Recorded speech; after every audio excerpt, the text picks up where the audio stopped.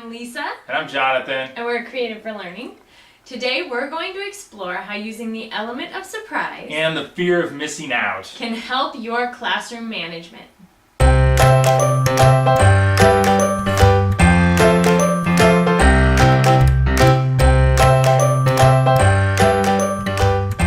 Classroom management. It's kind of this nebulous thing, right? We all want to say we want to be better at classroom management. So let's break that down really quick. What goes into managing our classrooms?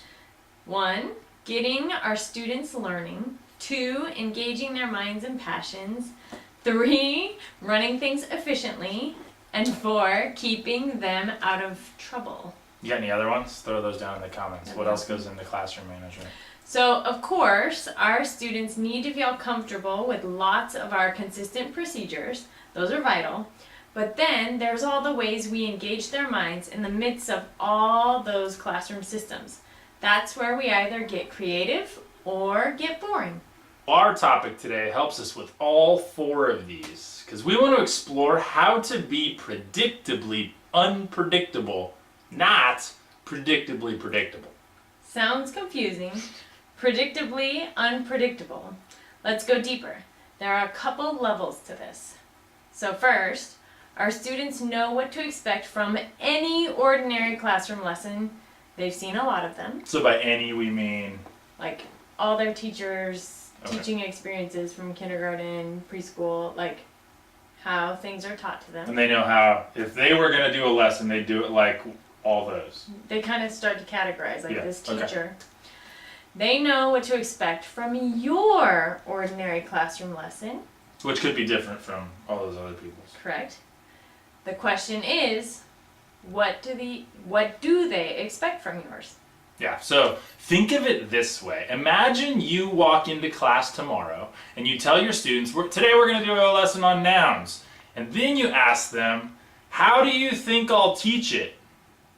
And then imagine what they will say. Because they're going to describe the tools you'll use. They're going to say the methods you'll use. They probably even say where you'll stand in the classroom, which side of the whiteboard you'll write on, et cetera, et cetera.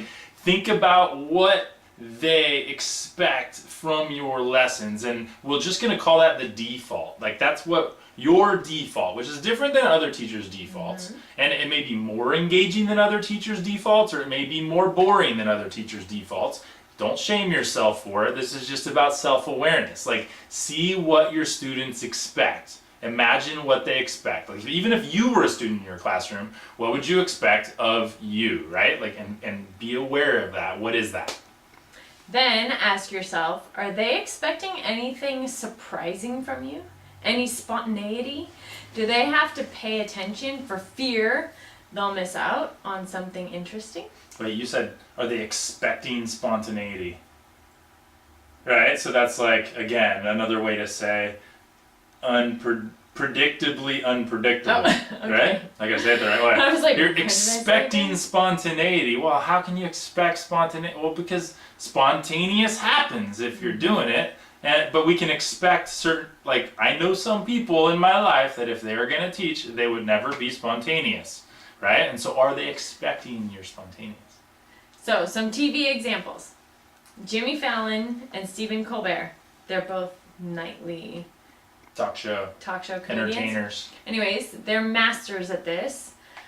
There's a huge element to their shows that you never know what you're going to get next. But you know that every time you watch them, you're going to not know what will happen. Does that make sense? I know that I'm going to not know what's going to happen. Yes. Okay. So you go into it knowing there's going to be that it's going to be funny. And usually there's the same format, he's going to give his monologue and then he's going to do 2 little gag, maybe a game or something. But even in he's going to do an interview with somebody, but then there's the time when he interviews Will Smith, and then Will Smith 4 times in a row comes out with giant big entourages introducing himself, and that's all Will Smith does is introduce himself 4 times. And then they don't even talk. So there's going to be that segment, but then anything could change. Like he could change any element of it. And so that's one of the things that I love about that, right? And that I think people expect about it. So it's predictable that they'll be unpredictable. Yes. Okay. Are we saying that enough so that it starts to make sense? I know they're like opposites, but it's true. And the thing about those shows is you don't want to miss out. They have our attention. No matter which segment I log into, they have my attention because I know I can't expect the exact same thing. He's going to change it a little bit. And we can build that element into our classroom environments. And we're not late night talk show hosts. We don't have comedian writers writing for us and all of that. But not only can our content be surprising, right? For example, when you're teaching grammar, you can do grammar ninja, right? And that's surprising content. It still teaches them it, but it's just in a different way. But so can your delivery. So you had mentioned that they have writers. Like, they write in the spontaneity. Yeah. They plan it. Most of it. And then other times though, those guys are just good at thinking spontaneous. Like and knowing this is going to be funny. This is going to be engaging. This is maybe a little off topic, but maybe not. Like there are certain actors that if I was a Hollywood producer, I know that when I hire Will Ferrell, he's going to do the script, but I know he's going to add genius that I can't even write. He's just going to do it. Like right there, he's going to I don't even know what he's going to do, but he's going to see that scenario and he's going to improve it by surprising us. And we all have our little element of genius. We just have to find it and know that we can do it. We can figure out that like FOMO thing, the fear of missing out. Students will be engaged and even the troublemakers won't feel as much the desire to cause trouble. I mean, there's always issues with certain kids, but like this will help things go more efficiently and will create an environment that's more passionate about learning, and it helps with all the 4 areas of classroom management. And then there's like a pressure from the other students, like, stop misbehaving. We don't want to miss out. Don't distract us from what may happen. Yeah, it's not much different than if you're watching any of those shows with somebody. And they're like laughing or telling a story or telling how they thought that was funny, and then you missed the next thing that was funny. You want them to shut up and then you like pressure them, hey, stop, and like because you don't want to miss that funny thing. And so then if you do this enough, and this is part of your culture, then your students expect other students to shut up because they don't want to miss out. Right? And it's kind of a cool thing you can build in it. So let's look at a couple of real life classroom examples because we don't want to just talk in theory here. So we can just take any of the standards. You could try this. Take any one of the standards and brainstorm how to be unpredictable and surprising. First, that means like start with what the predictable lesson is. If you were going to teach that, what's the predictable way that a boring teacher would teach it? Right? Like, just if you were a student and you expected a teacher to teach it, what would they do? And then think, how can I take each of those elements and make them unpredictable and surprising? So how about grammar? Nouns. We all know how to teach a predictable lesson on nouns. Person, place, thing, idea. Lecture. Anyways, the students know exactly what that looks like. So what if you started out with the expected worksheet, bookwork, or PowerPoints, whatever they expect from you? Then give them a surprising location or situation and have them brainstorm interesting nouns in that place. So, surprising location. I'm just going to do it right now. You're in one of those ball pits at like an entertainment center. There you go. What's a surprising noun you could find? Okay, there you go. Or something like that, right? So what, a surprising noun? Yeah, sure. Wouldn't be a ball. It would be like a frog or what? Oh. Okay. They'll come up with it. Okay. They'll love it because they've been in a ball pit before. Now they can connect with like what could somebody lose out of their pockets in a ball pit. Like now all of a sudden it's surprising. Got it. Or take them safely outside and have them find the most interesting nouns of each category. All students are likely to be more engaged and processing what they already learned. So like where could I go out? If I remember my campus, there was the bowl down where the tables were where they ate lunch. They've never done a lesson there before, or I could go and sit on the front steps of the school, right? They've never done a lesson there. Like I could take them anywhere, take them out and look at the lockers. Let's look at a set of lockers and we're gonna imagine surprising nouns that could be in lockers. Like we could do this anywhere, and they've never done that there before, and it's surprising and shocking, and even though it may seem novel, it really engages them in that.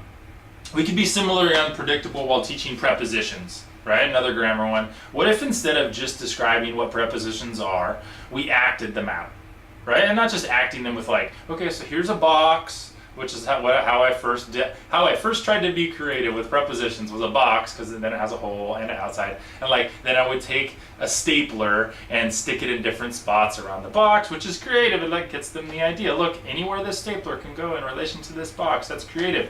But those are like things in the classroom, so while they're unexpected, they're like level 1 unexpected, because you expect me to pull things from the classroom. That's great.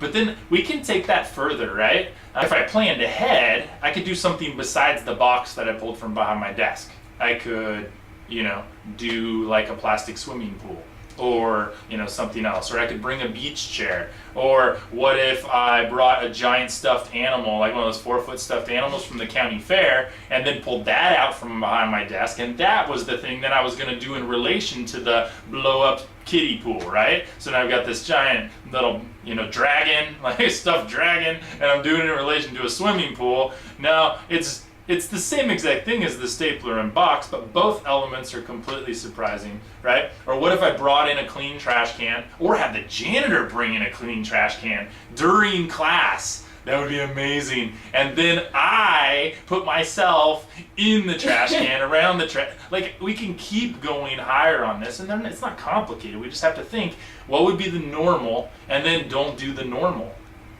And then the students won't want to miss out on it. Mm-hmm. Or what if you're teaching shapes? You could bring in surprising objects that have shapes. You could take pictures of surprising objects all around your local town that students will recognize. You could even have them, like with an assignment, to take their own pictures of surprising objects around their neighborhood or at school that have all the shapes that they're learning. This could be for young learners, like the taking the pictures could be that would need help, but like just that idea of with shapes. And then even in secondary level geometry, as they're learning the different proofs of like circles or rhombi, and all that. Yeah, and there you could have them use Snapchat or something like Snapchat, where they take the picture and then draw over the shape and then write the name. Like, get creative with it if you want to, or just have them draw it out. I don't care. But you can, with any of these topics. One other way, we love what our friend Luke at Students of History is doing. He's taking his own fun field trips on weekends and whenever, and filming himself at various historical landmarks and battlefields and places, and giving tours for his students. So he's taking his own time and going there and having the film, but then that's a film that's surprising, right? Year after year, when they come to those topics, they're not expecting to see their teacher on the camera at those places. They might, the first level of creativity would be to have some other person, a random person on YouTube, right? If I use that video, that's still great, but it's even more engaging and creative that it's him, and then he's out at those places. It shows how cool he is, right? And that this is a real place that he's been to, because he's a real person, not just some actor, right? Like all of that. It gives him such history street cred, and it is a creative way to deliver the content that he can use over and over, right? He only has to be that creative way one time, and it keeps on giving. And as he does that enough in various different ways, he builds a classroom environment where his students can predict that he'll be unpredictable. Yeah, and that's what we want to build, because it helps so much with how our students are reacting. And so our conversation for the day is we want you to take a second look at any topic you're teaching this week and share a way that you can teach any element of that lesson in an unpredictable way. Just one of the elements in the lesson. But you can do more if you want, right? Like, sky's the limit for these. So take a second look at a lesson this week and tell us in a way you can teach that unpredictably. Thanks for being here, and keep being awesome.